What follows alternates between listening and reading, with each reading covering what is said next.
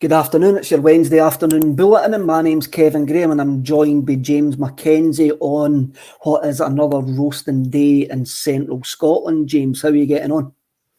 I should be at the back with a couple of beers, but maybe you might even see it's better sitting here talking about Celtic, but we'll make of it what we will.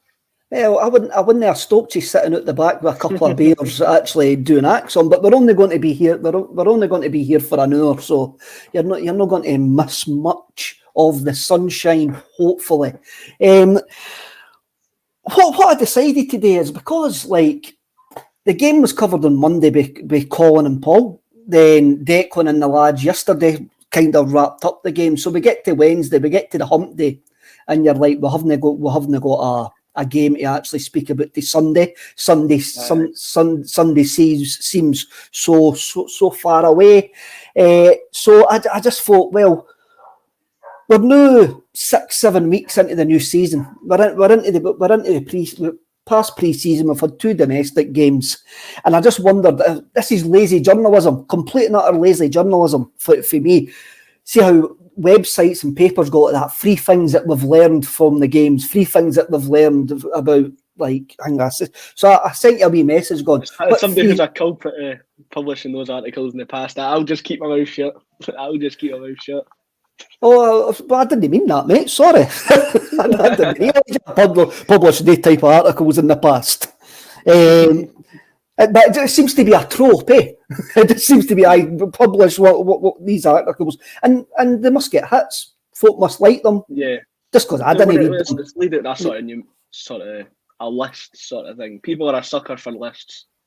Things are sort of ranked, so people always love that.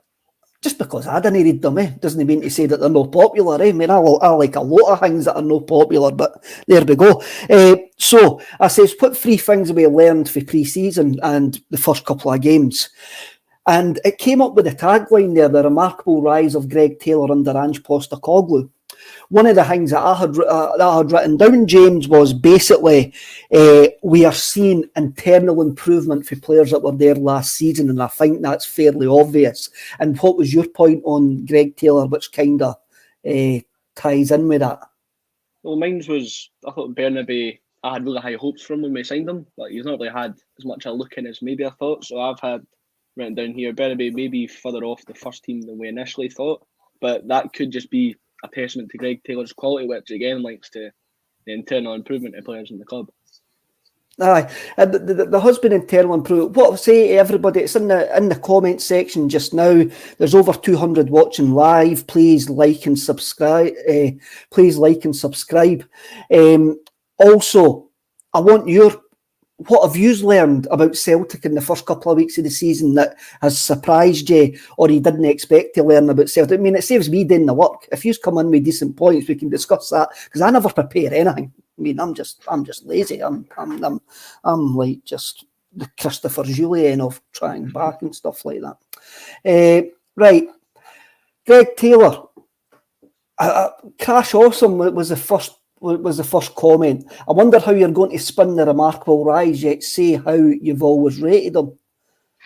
I've rated Greg Taylor, and Crash, you can go back through the archives, the hours and hours and hours of footage in the archives, and you'll see I actually predicted Greg Taylor would be a future Celtic captain 18 months ago. I've always rated Greg Taylor. Yes, there's some other contributors on Acsom have not rated Greg Taylor, and James is probably one of them. He is one of them. I've always said, in the time I've been on, the few sort of weeks I've been on, I said that I think he's sort of too small for European football, which again, we still need to see, but the Bodo Glimt game was the one that sort of screamed out at me. But then after that, he sort of played 2 really solid performances against Rangers. So hopefully those can try and steer him in good stead for playing the European games this season. But again, we'll just need to see how things go in the Champions League. If he plays anything like he's played domestically, then he's going to play brilliantly. In transit makes that point, James. Greg Taylor has come on leaps and bounds. Question: Is he good enough for Europe? We can't answer that. We can't answer that question at the moment because we're not playing European qualifiers, so we don't know how much the internal improvement has actually been. But I think we've actually seen domestically in the 2 games that there has been improvement in Greg Taylor's understanding of the left back role that Postecoglou wants him to do. And Celtic are extremely dangerous going down the left hand side in the first 2 domestic games of this season. So we can only judge on the domestic games. The European question will be answered soon enough in a competition that is. I was having a look at the pots the other night there, and it's utterly frightening. There's no anybody in pot 3 I could go, that's a gimme. In pot 3, there's no easy draws. It's just the way the football's went nowadays. Ever since the Neymar transfer for what was it, close to 300 million, and the Premier League money, everybody's been spending money left, right, and centre. Which, when you've been out of Champions League for so and so how many years, everybody's moving forward. There's no easy sort of teams anymore. No, there's no easy teams there, and that's a question that's going to be answered over September and October, whether this team's good enough for Europe or not. And I'm not going to. It's going to be a question that is going to be answered. I would still say my thinking at this precise moment in time, James, is this is a team still in progress, and if the Champions League proves to be a step too far for us this season. And we're talking about just making a decent fist at it. We're not talking about winning the bloody thing, man, because we know that's like we're not going to get anywhere near winning it, especially when your chairman says we can't compete in it.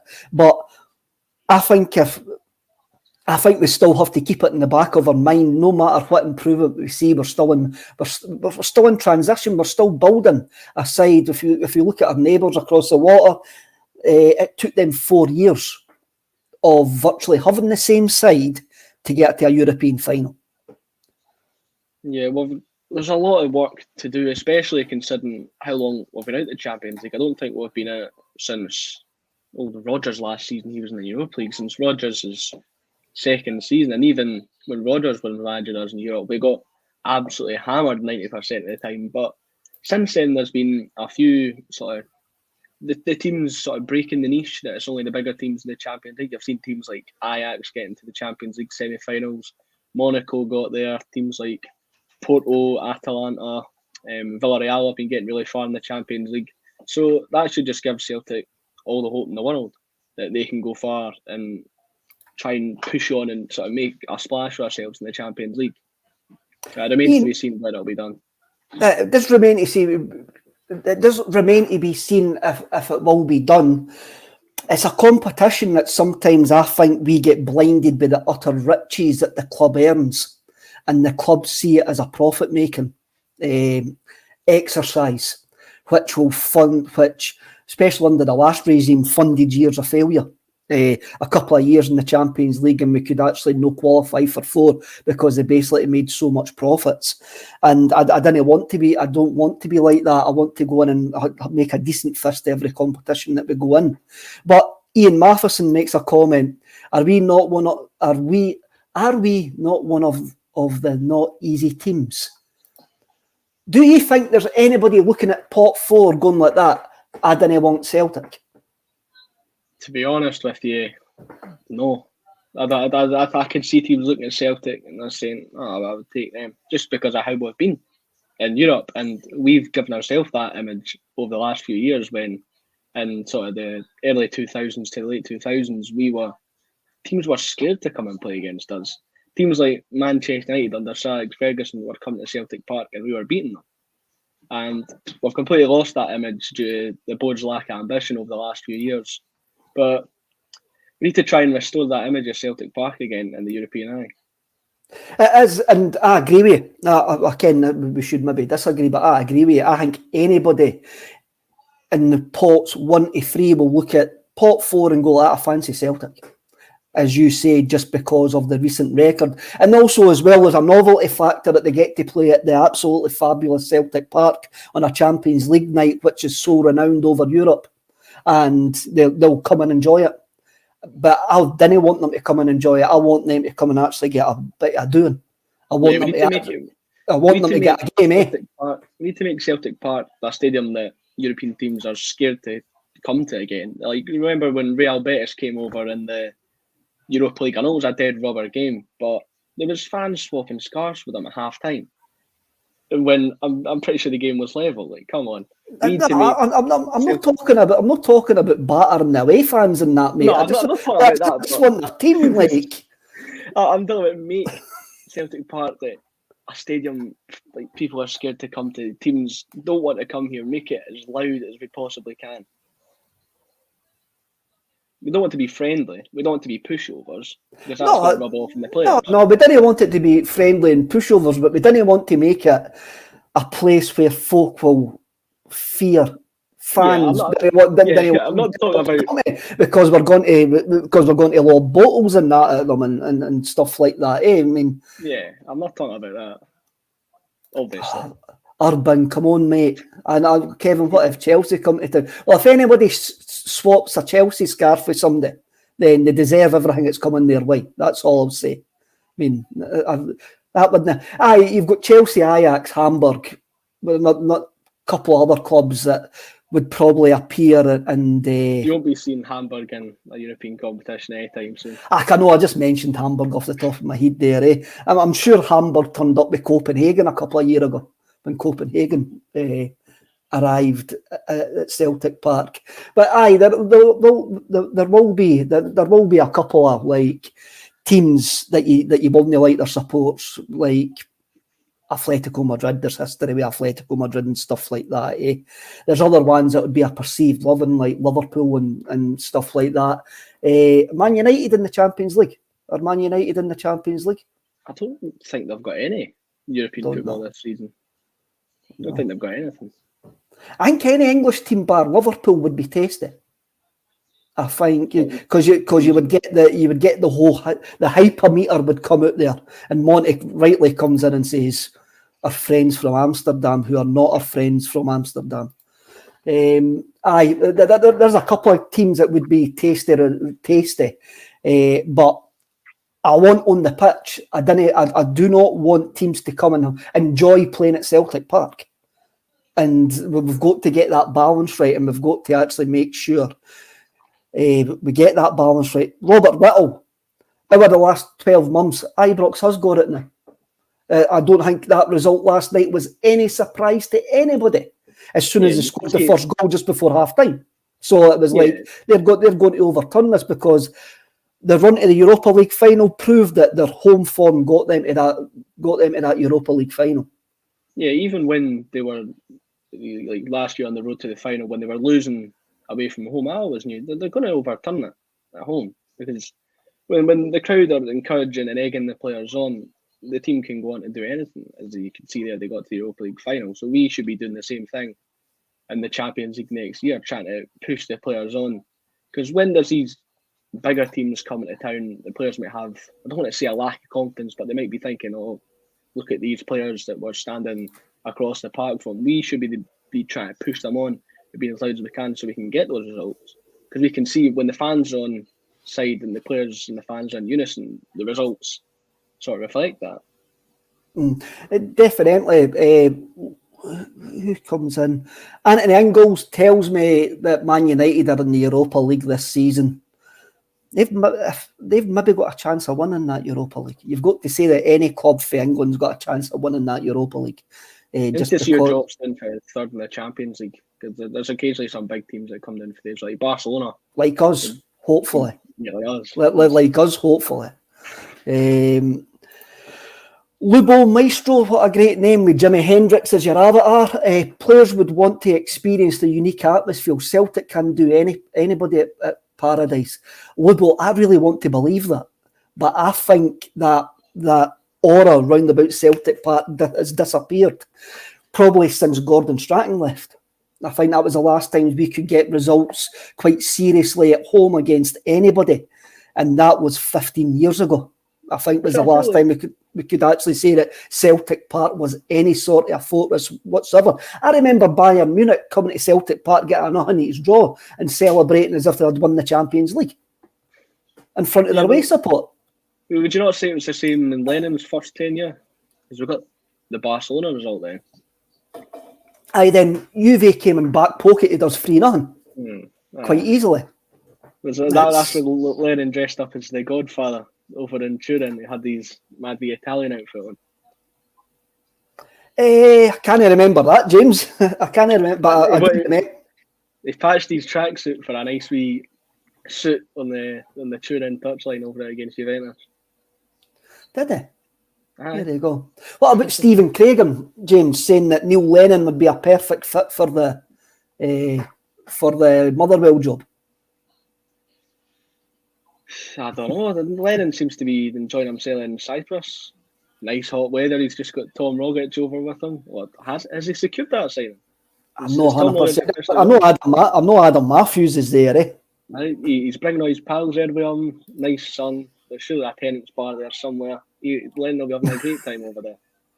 A tenants bar somewhere, and either that somebody's. I can't see him. I think it was this Stephen Craigan opening his mouth and letting a smell come out. Truthfully, when he actually says that last night, I'm just going. I can't see Neil Lennon going to Motherwell. They'll get like Stephen Robinson back or something, or they'll get Paul Lambert or Kevin Thompson or something. Lambert would be an interesting one because he's always says to us that he wouldn't manage in Scotland. Anytime that he's been. They put his name in the hat in the media a few days. I don't know if that was the media liking him or himself, but I remember. I think it was himself that actually. It was himself that actually says it, James. Yeah, it was on that BBC gossip column. It was them. They were linking him. Can you believe anything the BBC say though? They were linking us. They were linking us with Ross Barkley. Well, I was going to speak about the rumour. I was going to speak about the rumours later on. Jonathan Brown. Welcome, Jonathan. Taylor, the new Ralston this year. Early doors, it looks that way. It looks like there's Taylor already. His sort of Ralston moment was the second half of last season, because that's when he, after the Bodo Glimt game, I don't know if that sparked a fire in him, but it was absolutely brilliant. He scored against Rangers. It was one of our best performers consistently, which we always praise Cam McGregor's consistency. And Greg Taylor was putting in a 7.5 out of 10 performance on a consistent basis in the run to the title. So you've got to give him credit where credit's due there. Definitely, and that's what Beach Boys actually says. Taylor, when signed, was 100% effort player in a 7 out of 10 most weeks. Under Ange, Taylor is 100% effort player in 7 to 10 most weeks. This will be interesting. Now, I think his performance has improved, but I think what we had to realise about Greg Taylor was an experienced player when he came to Celtic. He followed probably a generational talent. He did follow a generational talent in Kieran Tierney, and I think he actually paid for the reason. He paid for the fact of view of him that he wasn't Kieran Tierney, which there's no many left backs in Britain and Europe that are Kieran Tierney. If we're actually being brutally honest here, I feel like that's part of it. And part of it would be the Tierney factor, but there was too many big games where he didn't turn up when you'd want him to. So that's why the fans were crying out for a better player. But he's shut the critics up.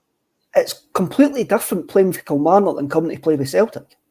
Your job description is utterly different being a Celtic left back than what it is being a Kilmarnock left back. And I sometimes don't think, I know I don't, you didn't take that into consideration when you sign guys for other Scottish teams like your David Turnbulls and that. You go, their job description and their team was completely different than coming to Celtic. And when they step on that training field, especially now Postecoglou's there, mate, they'll be like, what am I meant to do here? And there's only a certain type of player will be able to come in and fit in like an Ange Postecoglou Celtic side. And for people last season, would Greg do? I wouldn't have said Anthony Ralston would have, but obviously he completely has. Nobody would have said that. No, that completely caught everybody off guard. I wouldn't have said Greg Taylor. Well, I always thought Taylor was the first choice left back, but he did need competition. That competition's come in. But when you actually look at what he's done in the first 2 domestic games, you go, he's playing that left back role utterly fantastically. And you're going, it's going to take Bernabeu or anybody a long while to take that jersey off him, as long as his performances keep on going to that level. Yeah, I always thought of Taylor as a bit of a limited player. I didn't think he was going to be able to take to the Ange Postecoglou system, but I think that's a testament to his attitude and his mindset, because Ange has always spoke about him and Ralston as some of the best trainers in the team. These are the players who bought into Postecoglou's ideas before anybody else did, and as you can see from their standing in the team, how far they've come in the last year and a half, that's just a testament to the players. It's a testament to the player. It's a testament to the player. And Brian Murphy does make a point here. Brian Murphy, Taylor wants to be here. Tierney didn't. First big offer and he was gone. Can we stop talking about Tierney and get behind Taylor, who has done really well for us? That was what I was trying to say, Brian. I think Taylor's been much maligned unfairly because he wasn't Kieran Tierney. And that's what I was trying to put over. Greg Taylor's here. He signed a new long-term contract. And he could be here for a number of years yet. He could be another 8, 9, 10 season man, and that's the way I'm looking at Greg Taylor. Paul we played Cluj, and that was a couple of years ago now. We played Cluj. Well, the qualifiers of the group stages. The group stages in the Europa League, we played Cluj, and Paul was lucky enough to stay in the team's hotel. Celtic never paid for us to stay in. Didn't pay for Paul to stay in the team's hotel before anybody gets up with any day rumours or anything like that. It would just so happen they were staying in the same hotel as the team. Preferential treatment. I know, but that wasn't the case at this point. It's not the case at all. At this point, what am I doing, man? So what he actually says was he could actually tell at that point that Scott Brown and Taylor were really, really popular in the squad. They were the jovial ones. They were the ones that were keeping the guys all together and all that. And I think that's been, since Brown's left, the amount of your teammates' questions that you see Celtic TV done. Juranovic and Taylor always seem to be the two that come out as being popular characters. And it was after Paul told me that, I'm going, I've maybe underestimated Greg Taylor's abilities as a footballer. And I backed him for that point, because I think it's always important that sometimes you learn something that you didn't see because you're not privy to that circle, and it makes more sense when you see when you're privy to that circle. And Paul seen that. I says, I think Greg Taylor's an important part of that squad, and when Scott Brown left, I think he's proved to be an important part of that squad because he is such a popular bubbly character like Callum McGregor and stuff like that. Yeah, there's the sort of inside cliques at Celtic. There's sort of the sort of core social groups of the squad. Those are the players who usually sort of help to spur everybody else on. The new boys that come in, they're always the first to give them the welcome and make sure they feel comfortable in this Celtic team and this Celtic squad. And those players who are able to keep spirits high when the teams are in its lowest places are going to be the most valuable players to the squad for the seasons going forward, because God knows how much they're going to be in the squad when losses come up. Aye, you're right there. You're right there. Underwater Cabbage Sable, thank you for leaving your comment. That the Greg isn't KT, so he gets picked on nonsense. Greg was poor, that's why he was criticised. Nothing else. He was. James, you already pointed out he was poor in a couple of games in Europe. Really, really poor in a couple of games in Europe. Yeah, it isn't one of the other. It isn't. You're either on the Kieran Tierney, he got slated because he wasn't Kieran Tierney's side, or you think he was rubbish. You can think both. I think it's a case of both as well. It's not one or the other for me. I think the games in Europe, as you says, we were a poor side. He actually appeared. He was playing in a poor side in Europe. Well, the Bodo Glimt game, I still didn't know what to make of that Bodo Glimt game. Did it just come too early for us? Was Ange Postecoglou actually interested in it when you actually look at the setting? It was a complete anomaly in the context of the season, considering we were just off the back of absolutely hammering Rangers, perhaps the most influential, the turning point game of the season. We hadn't lost domestically since September or October, and then that game happened. But domestically, we still sort of carried on, apart from the Scottish Cup semi-final. We just carried on how we were going. That's the outlier of the season, which no one can really explain. For me, the games that Greg Taylor was poor in Europe, apart from the Bodo Glimt ones, were when we were basically like an abandoned traffic cone in Europe, like games against Ferencváros and Leverkusen at home. I thought it wasn't really at his best, that one, but no one was at their best that game. Was it 4-0 or 4-1? again, that scoreline for me, that scoreline didn't actually reflect the actual game. So many good chances. Kyogo had a really good few. If we took those, the score could have been very, very different. But it gave us encouraging signs. Ange always goes back to that game as we did get absolutely hammered, but you guys, the squad, can see there is encouraging signs here. So as long as we build up on this for the future games, then we're absolutely sorted. And hopefully we build upon Europe last season for this season, just as we were talking about earlier. This is. We'll get into this. We will get into this. So let's have a wee look. Jerry Coyle was one of the earlier commenters as well. Cheers, Jerry. Thanks for the comment. And he agreed with Crash Awesome about how there's this myth at pedals that we see players are rubbish and we say that they're good, and then we always try to say that we always supported them. We know that's not the case. But what Jerry actually points out, it's a football fan trait. How many football fans do you know go at? He is absolutely rubbish. Then go at that. I've always supported him when the guy does well. I'll put my hands up with Giakoumakis. I've told you the story about Giakoumakis. I called him a big utter coup against Livingston. I'm happy to be admitted wrong. I'm sure that's a football fan's way. I just feel about Giakoumakis because he got injured before anybody could really say anything, before anybody could really make a judgment call. So I was like, oh, we'll just wait till he gets back. And then he gets back and he plays absolutely phenomenal. I feel like it's football fans are allowed to change their opinions if the circumstances change. If a player's rubbish, you can say he's rubbish. If a player gets better, you can say the player gets better. As long as you acknowledge that before you weren't the biggest fan. Aye, definitely. But it's no something that you should get told to put your finger on a sharpener for and actually start turning it. It's no torture. You shouldn't get tortured for changing your opinion, I don't think. Imagine you thought Kieran Tierney had a poor debut and then you were told you've got to hold that opinion for the rest of Kieran Tierney's career. Now he's at Arsenal now and you've still got to hold on to that opinion that you called him rubbish on his debut. Aye. Keith Octon, sorry mate. I think Greg Taylor's an intelligent player and he's learned a lot from Ange. He'll go from strength to strength. Let's have a look. Monty, I'll leave the last word about Greg Taylor to Monty. I'm happy to admit that the first I was really critical of Greg Taylor. I think Taylor has got better. The question is, can we do better than Taylor? That's exactly my opinion. I think we can. I think Bernabe's still bedding in. I don't think we can judge Bernabe. We can't judge anybody that's judging Bernabe on what we've actually seen. You're judging them against sort of random teams in Austria that we played in pre-season. You can't really judge them off anything there. The only sort of thing you can look at right now is the fact that he hasn't played. He's not been able to get into the squad for these sort of first two games of the season. So hopefully he'll get some more game time as the season goes on.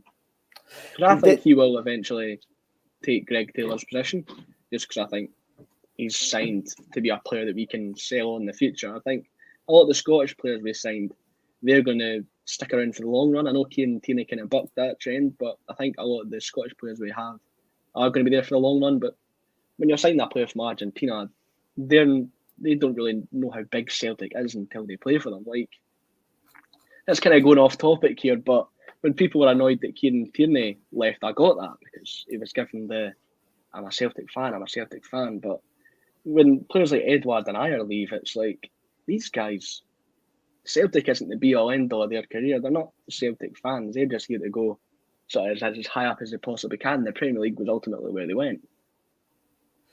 Aye. Donny boy, you need to explain this to us, mate. Is there a softening of the stance? You usually favoured Monty regarding Taylor and Star Wars. Who mentioned Star Wars? I didn't ken where you're coming from there. I don't know. Can you come back in, Donny, and explain what you mean by the Star Wars quote? Craig M comes in and says, we actually played really well against Leverkusen. It's on the book, so it's a 4-0 home defeat. So we can't really argue that, but I think there was a lot of good stuff that night.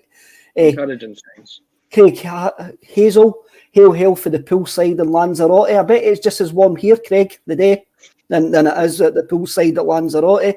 And the last one that I'm going to bring up, Strange Love the Doctor, before we move on.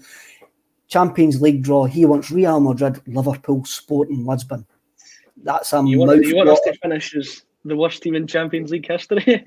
I'd rather we got some easier teams there. Who knows? I don't think there's any easy teams when you actually have a look. There's more favourable teams. There's not easy teams, but there's teams I'd rather get than Real Madrid. There's teams I'd rather get than Liverpool, sort of in those pots.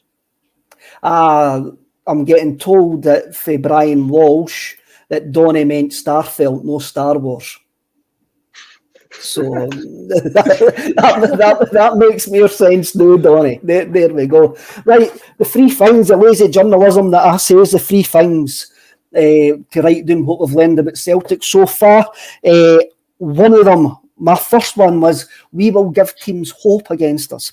I think we've seen it in the last two games. You've had Johnny Hayes' chance, and we allowed Ross County back into the game very easily when they should never have been in the game. We should have been well out of sight against Aberdeen and Ross County. We will give teams hopes against us. We will give teams chances in games where we really should be out of sight.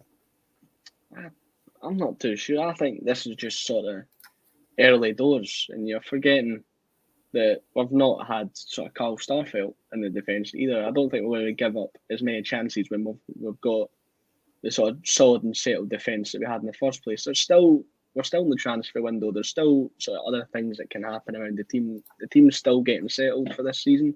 I think we can sort of make a judgment call on that maybe after a few more games, but right now I think it's probably a bit too early to call that. I'm just going with what I've seen. I saw us basically against Ross County. They hadn't been across the park.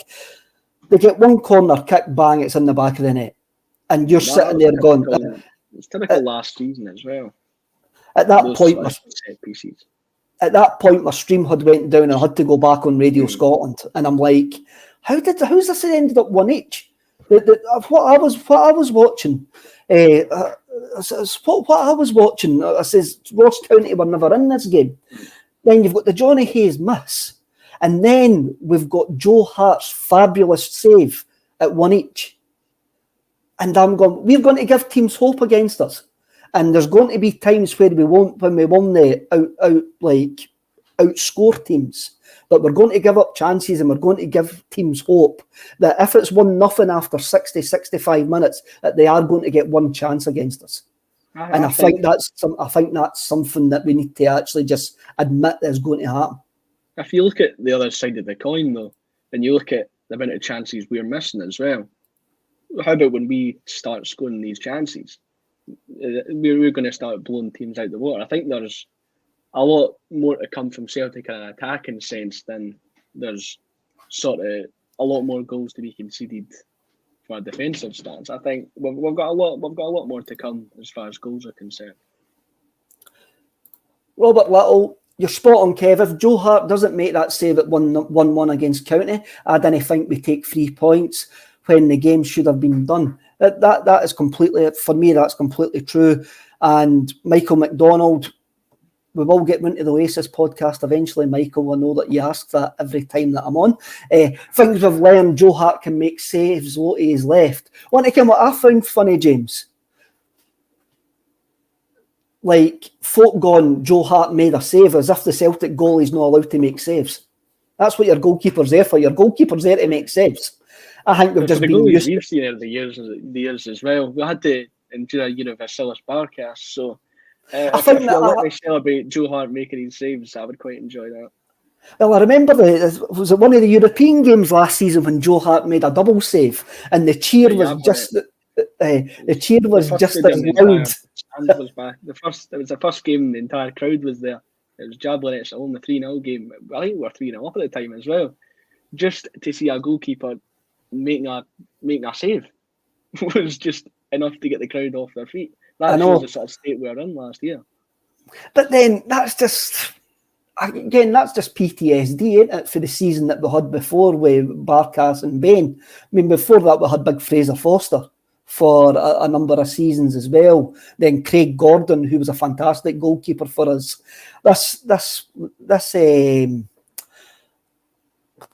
view that Celtic have had bad goalkeepers has probably not been the case in the last decade anyway, because we've had Foster, Gordon, and apart from the Barkas blip, and now we've got Joe Hart.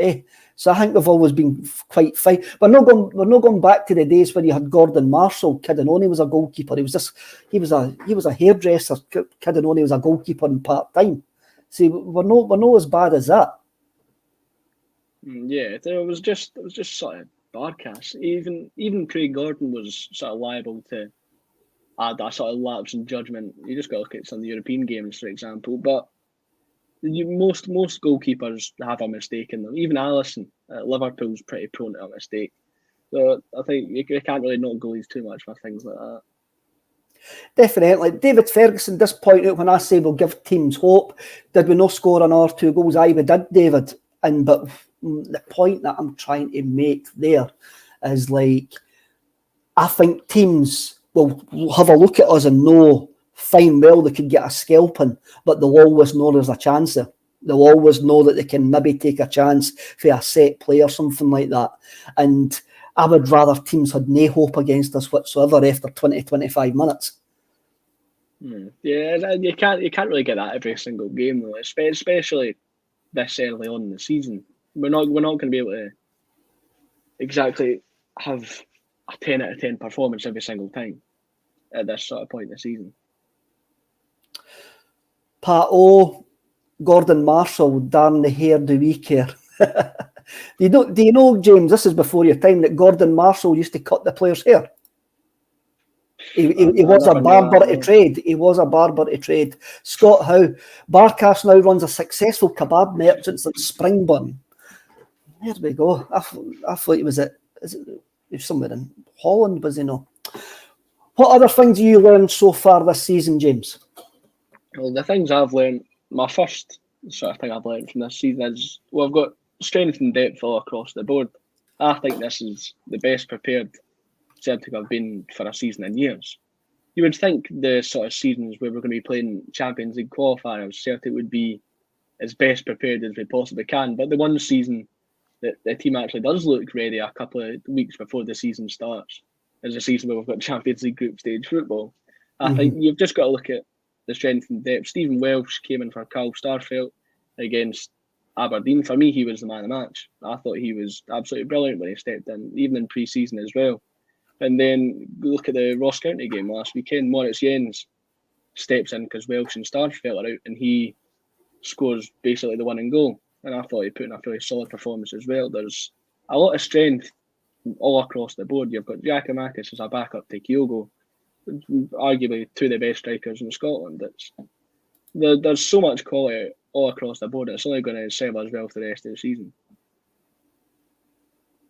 It's going to serve well for the rest of the season. And Big Jens is on the eye test, which was all I could give him against Ross County, and it's not actually, I haven't actually seen him like in the flesh yet. I've only actually seen him on the telly. He looked comfortable on the ball, far more comfortable than what Starfelt looks on the ball. And he was able to break the lines sort of Ayer-esque on the game on Saturday. And again, that's just a first impression, that he was quite comfortable taking the ball over the halfway line. And it looked like Cameron Carter-Vickers was very comfortable taking the ball over the halfway line as well against Ross County. And you're going to need to get, we're going to need our centre halves to do that, James, against a number of teams that are going to sit deep against us. But I thought it was impressive. I don't think Starfelt's too bad at playing out from the back either. He only really sort of struggled at the start of last season when he was a relatively new player. The only sort of moments you would see him getting caught out was when there'd be sort of loose back pass to the goalkeeper, a loose pass out, and then Starfelt sort of pinned in the corner under a bit of pressure. That's the only sort of thing you would see unfold. I think he's fairly solid playing out for the back. I think, for me, I always says we needed a ball-playing centre-half because I didn't think Cameron Vickers was good enough last season. And I didn't think Starfelt was good enough last season playing the ball for the back, and that was one of the things that I wanted to see improved. Whether that internal improvement's going to come, I think basically I think Cameron Carter-Vickers looks more comfortable now with the game plan. A full pre-season, the fact that he's here at Celtic permanently, he looks more comfortable taking the ball forward, and I just seem to have what it looked like for Stephen Welsh and also Jens. It looked more a comfortable part of their game, taking the ball forward than what it looked for Carl Starfelt last season. I haven't got any problem with Carl Starfelt whatsoever. I think the problem that Carl Starfelt's got this season is the fact that he's missed the whole of pre-season. Yeah. And he's already behind Welsh and Jens in the pecking order, mainly because of fitness. And understand there's a couple of behind closed doors games to try and get these guys up to speed. But it will be interesting to see when Celtic judge Carl Starfelt to be up to speed, whether he gets back into the side, because as you say, both him and Cameron Carter-Vickers had a great partnership last season. Yeah, conceded the least amount of goals in the league. Just another point there, I thought, that might be a bit controversial, but I thought Stephen Welsh was a lot better playing out for the back in that Aberdeen game against, I would say, tougher opposition than Maurice Jens was against Ross County. Steve Welsh was really helping, because he was a lot quicker with it, I thought. Helping us sort of attack a lot faster. So I think if I was given the choice as to who plays in the next game at centre back, if Starfelt isn't sort of fit and first team ready, I would be playing Stephen Welsh over Maurice Jens. We go to Rugby Park, artificial pitch on Sunday. If Welsh is fit, I would be bringing Welsh back in. Yeah, I would just because of the just because of the circumstances and the nature of where we're going. What I would say is, what I would actually say is, I do think it looks more an easier part of the game for Welsh and Jens than what it did look for Starfelt at this point. And Lanky's quite right. Lanky is absolutely superb. Lanky 67 is absolutely spot on here. Starfelt was superb in the second half of last season. He outplayed Cameron Carter-Vickers a few times. His headers from set plays kept us in the game. I thought Starfelt's last man defending was awesome towards the end of last season. There were some moments where he saved the team because of how much kind of tight he was defending from set pieces and defending crosses. I can't remember I don't know if it was the 1-1 game against Rangers or if it was a game against Hearts or something, but it was the 2-1 game away to Hearts, I think. If that's game I'm remembering correctly, he was absolutely brilliant. He really sort of held the team, kept the team going. He's a great last ditch defender but he puts his body on the line, in which you need. It's a great problem to have, an absolutely fantastic problem. It's a great problem to have that we've got three centre halves.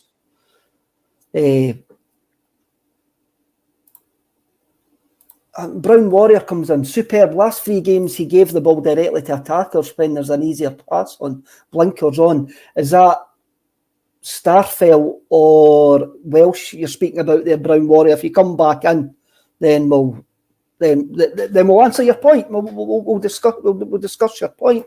What other thing you learned about Celtic this season, James? I feel like it's been a major talking point from Celtic fans, especially after the Ross County game. I think Jota playing off the left is the way forward. I don't know what that means for Dyson Maida in the Celtic squad, where his sort of standing is if he becomes a backup player. Because I want Maida in around there. I think he brings a lot to the Celtic team, but I think Jota off the left and Abada off the right could be the way forward from now on. You see, every sort of contribution he's had so far has been playing from the left-hand side. The goal against Aberdeen, that absolute rocket, came from him coming in off the left. His hat-trick of assists against Ross County, everything that we've been praising this season is when he's been playing on the left-hand side. I think again, we're only basing this on a small sample size that we've got to say that Jota on the left-hand side has worked. He has definitely worked. I mean, he's the 2 assists in his goal and 2 assists in the goals that he's actually scored that have worked. You can even look to last season as well, though. When Jota was sort of at the peak of his powers, I would say that was sort of between September and November before he got that injury. I would say that was Jota playing at his best that season, and he was playing off the left. Mm-hmm. Which you can look at that if you're wanting sort of a larger sample size. I think Jota off the left is the best way forward. If it means you have to sacrifice Maeda playing sort of regularly in the first team, that might just need to be the way it has to be. I like Maeda, but I don't think he's that good on the left that he should force Jota out on the right and sort of nullify Jota a bit. If Maeda's going to be in the team, you could even try him on the right, because I think Maeda's right-footed. So if Maeda's played on the right, he can get crosses off a lot quicker as well. I think if you're going by current form, then Abada comes in, because I thought he made a difference on Saturday when he actually came on. I have re-watched the game, and I thought he actually made a difference. I've seen a slight difference in Abada's play, and again, this is one of the internal improvements. I think he's more direct now. He's willing to actually go past a fullback, whereas towards last season he wasn't really. And he just wanted it so he could run on it. He never really liked taking someone on. Taking somebody on it. It looks like he's been told, by the way, you can look at past guys and get on the other side of it. And I think the improvement in Jota has been phenomenal. I didn't expect that sort of leap that we've seen in the two domestic games so far. But it's been utterly astonishing. But as you say, it came for the left-hand side. And if you're actually being factual and based in reality, you've got to say Jota's got to play on the left, and we've got to look at getting somebody else on the right-hand side. And at the moment, that's got to be Abada.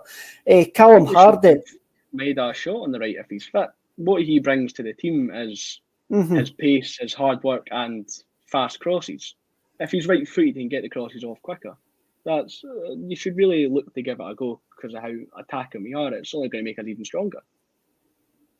Definitely. Callum Hardie comes in. Hard to play Jota and Abada. The pressing intensity drops a bit. That probably backs up your point about Maeda there. But then they do swap wings very, very often. During the game, you actually do see that. He does. I don't know if Maeda's is, when you see all the goals that he scored in Japan, he was always from the left wing. I think he's a major part in the way that Postecoglou wants to play. So it's going to be interesting over the next couple of weeks what actually happens. And the lads towards the end of the week in Laura will preview the Kilmarnock game on Sunday, and I'm sure they'll actually discuss that. What I've learned from Celtic during this season so far is we blew our budget quite early on, and now we're waiting to see what happens with Rangers in Europe and what comes up with bigger clubs and the players that they're willing to let out on loan. That result last night means that Rangers have got an extra £5 million gate money and prize money. And there'll be guys in the Celtic boardroom this morning absolutely distraught that that's absolutely happened, because the way that they work, that means that they'll need to try and find another £5 million of money to try to keep themselves in ahead of Rangers. I know that's the way that they work. They will be looking at stuff like that. They will go, well, that probably means that Rangers can actually go out and strengthen now. Well, that means that we might need to as well. That's the way that they'll look at it. I think all summer we were talking about how Ange coming in has changed Celtic's transfer philosophy. So we can't really go back and say that Celtic are back to their old ways if we've gone on about how Ange has changed the philosophy the entire time he's been here. I think there's been a real change in Celtic's way we've been scouting and the amount of money we've been spending. I don't know if that's just because of the size of the rebuild we had to do, but I think I'd like to think those times are in the past where it's just being better than Rangers is enough for Celtic. But we'll just need to wait and see. I'm not denying that Ange Postecoglou has changed the way that we work. I'm not denying that completely.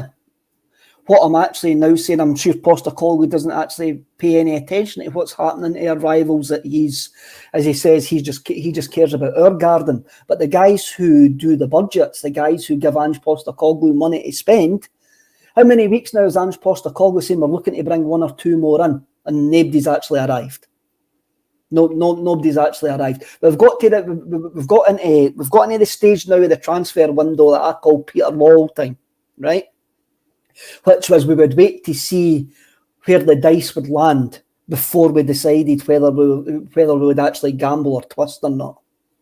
And I think we're back at that point. You look at the guys that we are being linked with. Some of them are absolutely fanciful, like Dele Alli this morning and Ross Barkley. The Premier League sort of looking for a last payday, sort of a last. Oh, I've not worked in England. Maybe I can go to Scotland where I can get regular football there. I don't really buy into those. Every time I see one of those stories, I know immediately that it's a load of rubbish. I know immediately they're going to go in our Premier League team. That's just usually the way it works. I mean, the Daily, if folk are coming in, and I'm going to answer Jonathan Brown, he agrees with me. Kev, forget about them, it's all about us. I didn't care what they do, but I know for a fact that there's folk sitting in our boardroom actually do. The old firm is alive and well. We kept them alive. And there will be guys sitting in that boardroom the day with a spreadsheet. They will have a spreadsheet of Rangers finances, or propose what they think Rangers finances actually are. And we'll go, that's £5 million they didn't expect to get. That's £5 million they haven't budgeted for. We'll need to factor that into of our planning, what we're going to do for the rest of this transfer window, to actually keep ourselves ahead, monetary ahead of Rangers. I don't agree with it, but that's the way that we work. And the change of CEO will not have changed that mindset in the boardroom. It will not have changed that mindset in the boardroom, that they just want to be like an inch ahead of Rangers every single season. So they would have been gutted at that result last night from a monetary point of view. Yeah, I'd just like to think that we're by that point. I mean, last season, as I was saying, we don't know if it's just because we needed a response. Like when we lost 2-2, we drew 2-2, but then we lost on penalties to Rangers in the Scottish Cup semi-final. That was humiliating. And then we acted the next summer. We got Brendan Rodgers, and we brought all these big signings in. I don't know if it's just because we had the humiliation of losing 10 in a row that we had to act and we needed a response. So that's why we went all out. But I just hope that we're sort of by those times. This is sort of a new era for Celtic. I would hope so, but I don't think it is. AGISC Technology makes the comment, any sensible business has to monitor the finances or forecast financial of their competitors. It's essential that we measure and forecast where they are at in financial terms. I think that that's been a noose round our neck for the last 10 years. That. And David Ferguson, Kev, our finances have nothing to do with them. You're talking nonsense. Both of them are great points of views. AGISC's there and David's are great point of views. I just believe if you look at history, what history teaches us about the way Celtic budget, we will be looking across there and going, right, what are we going to do now? How are we going to make up the money that they've just made? I mean, because if Rangers get put out in the next round, right, we get an extra £3 million. We get an extra £3 million. We get an extra £3 million prize money. That is guaranteed. So we're no budgeting for that £3 million coming to us now. But next week or the week after, whenever the playoff games actually were, if we get that £3 million into the coffers, will that go to Ange Postecoglou? Is that the difference between another loan deal or somebody, or getting somebody that's further down our list? That's the stage, for me, that's the stage of the transfer window that we're in at the moment. We're in this waiting and seeing stage. We're waiting to see what players clubs are willing to let go, and we're also waiting to see what our final budget's going to be before the end of August. You sure it's that? You sure they're not just looking at our squad and saying, "Oh, look, there wasn't really much work that needed to be done." Usually, we're having to act quick and get some sort of could get this loaned done really quickly because we've not got Champions League football and Odsonne Edouard's left because we've not got it. There's usually sort of a situation like that, but the Champions League football is guaranteed. Unless these Juranovic rumours are led to be believed, it doesn't really seem like anyone's going to be going out the door. So I think it's just, we've got no reason to act. The squad is strong. There's not really anywhere we can improve where we'd have to justify the amount we'd be spending unless you're looking at maybe a backup defensive midfielder. So I think it's just, with the state the squad's in, there's not really we can't really justify spending so much money because you're not really going to improve the position we have with the amount of money that we would spend. Aye, I get you there. We spent our money early. We spent the budget early. Then after that point, it's folk getting. We're waiting to try and get guys off the wage bill. So it depends. I don't know what the club think about the standard of the squad.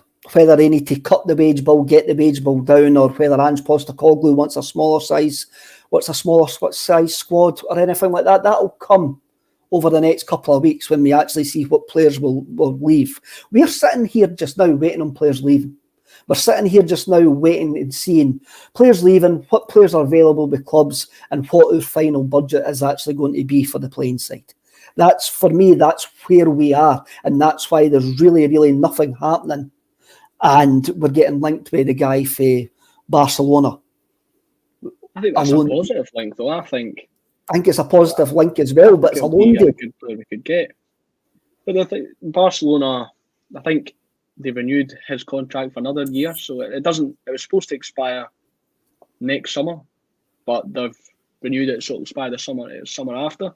So if we were to get him on loan, we could still get him for a cut price deal, because I can't imagine Barcelona will have got rid of all their debts that they're in, and Barcelona will still be in a very vulnerable place, which feels crazy to say considering the size of the club Barcelona are.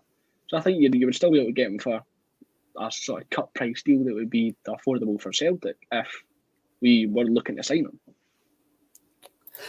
Aye, I mean, it's a decent link, but then what we've got to actually have a look at, he's 23. He's 23. Barcelona have probably just extended his contract so they can get a deal for him for someday. I'm interested in that. I'm more interested in that. That's probably the type of deal that we will get between now and the end of the season. It will be a young player on loan, and hopefully with an option to buy. It's reminding me a lot of Jota as well. When Jota was at Benfica, he sort of hadn't really had a look in the first team. Whenever he'd went out on a loan, it hadn't really worked. But he'd played so well at sort of the under 21, under 20s sort of youth level that everybody knew the potential that was there. He just needed somewhere to realise it. So if Celtic can be the place for him to realise his potential, then I don't see why not. Hopefully we can do the same with Collado, because there's so many sort of comparisons that could be made with him and Jota. Not that they look alike as well. Aye, it's interesting. It's obviously that we're looking at bringing in guys for a forward position because of the guys that we are being linked with. I'm going to bring up this one. Paul comes in, some rubbish today. Aye, you're right, mate. There has been a hell of a lot of rubbish came out of my mouth today. I'm no bored about that. Rumours. Let's talk about the rumours. In the last tour, it's been rumoured that Josip Juranovic is attracting the attention of Chelsea Football Club. Now, I believe that this rumour has the rancid stench of spew on a late night bus. I do not believe anything will come of this. Josip Juranovic to Chelsea. I just can't see the move happening. But what I am believing now is I think there's somebody actively trying to sell Josip Juranovic. And I'm not saying it's a club, and I'm not saying it's his agent, but I believe that there's somebody actively trying to get Josip Juranovic out of Celtic. So maybe not to Chelsea, probably not to Chelsea, having a look at who they've got in that position, but there's somebody definitely agitating for a move. And it might not be the player either. Well, it was Graham Bailey of 90 Minute Football who was reporting it. I'm not too familiar with him, so I don't know where he sort of lies in the reliability scale. But I'm more sort of waiting to see if David Ornstein covers it of the Athletic, then there is some substance there because he's always bang on.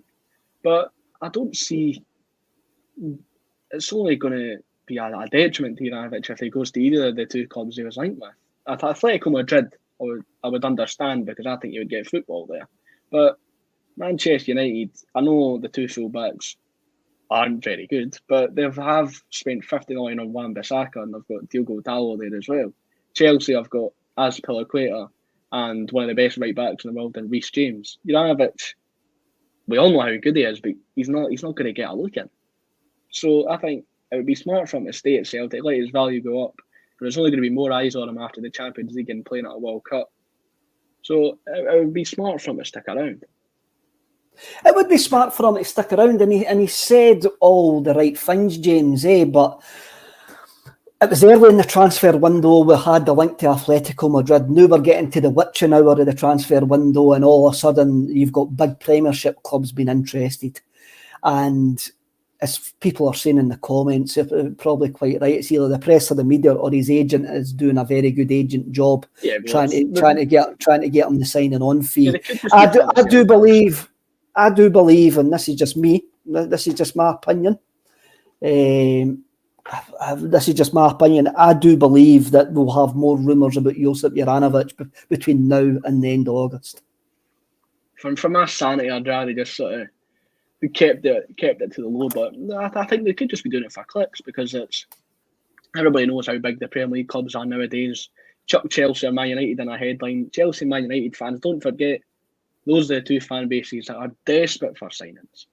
Those two fan bases are crying out for signings because they don't think their board are doing enough. So if you like them with anybody, the fans will latch on it like a bee to a flower. They'll take to it as fast as possible. So I think it could just be clickbait. Well, I'm hoping it's clickbait. I don't know if I'm trying to convince myself rather than the masses, but yeah, that's my thoughts on it. Brown Warriors tells us that Greg Taylor's going to go to PSG. Johnny Ryan says that's what agents do, Kev. Aye, it is what agents do, but then it gets us all talking about it gets us all worried, but also gets other clubs interested. And the agent is doing the agent's job there. And I'm just worried that there's somebody somewhere actively trying to move Josip Juranovic on from Celtic. And we all know that the club, if we get KT type money, will bite. They will bite. And if the right money comes in, then I could see Celtic selling this window. But the thing is Celtic's sort of valuation the right price the same as other clubs? Other clubs have got money. Chelsea have just got Todd Bulletin who's splashing the cash like there's no tomorrow. Man United are desperate for players. Will these clubs pay the cash? Hopefully. We should be trying to get as much money out of these players as we possibly can. I've seen a couple of points on Twitter about how Chelsea just paid 62 million for Marc Cucurella from Brighton, who has one cap for Spain. They overpaid heavily. So if we're seeing how ridiculous they've been in the transfer market, and we are looking to sell, which is highly unlikely they are looking to sell, but we should be trying to get every ounce of money out of Chelsea that we possibly can. Aye, we should be telling them to bolt, but come back with an absolute scary offer. You'll have to come back with a scary offer because, as David Ferguson, I've brung you up quite a lot today, David. You've made a lot of good points. It's getting too late to be selling JJ and bring in JJ and bring in another right back. I mean, we all love Tony Ralston now, but have we got another right back at the club that can actually... I like to think Celtic would be sort of scouting these positions anyway, just in the anticipation that someone were to leave. If you have it just getting linked with all these clubs, I'd like to think Celtic have got a couple of backup plans. So just in the background, they've been working on it along with the sort of real first team targets. There will be, and it's probably going to be, if JJ did leave, at this point in the window, it's more than likely to be a loan deal that would actually come in as cover. Ridiculous, I'm going to leave the last comment of the day to him. Does Kent come for free with JJ? Still in his back pocket by all accounts. It is a buy one, get one free. ridiculous. It is a buy one get one free deal. If you buy Josip Juranovic, you do get Ryan Kent for Kehoe. Right, James, you've made a lot of good points today, haven't you? I'm quite happy about that. That's why you're a student journalist, and I'm just an imbecile. Lads, thank you for commenting, liking. You've been great today. State of Mind's having a wee launch, having a gig at PJ Malloy's at Dunfermline on Friday night. I will be performing a spoken word set to open up the evening, so get along. Oh, cheers, mate. I'm kidding. Cheers. I'm kidding. So get along, shout abuse at me, meet me, tell me I'm an idiot, do what you want. But if you're in the area, please get along. It would be absolutely fantastic to see you. The last few tickets are left, so it's going to be a great night. So hope to see some of you there. If I didn't see some of you there, I'll see you all again next week. Hail, hail, and remember, dinna be bams to each other. Cheers.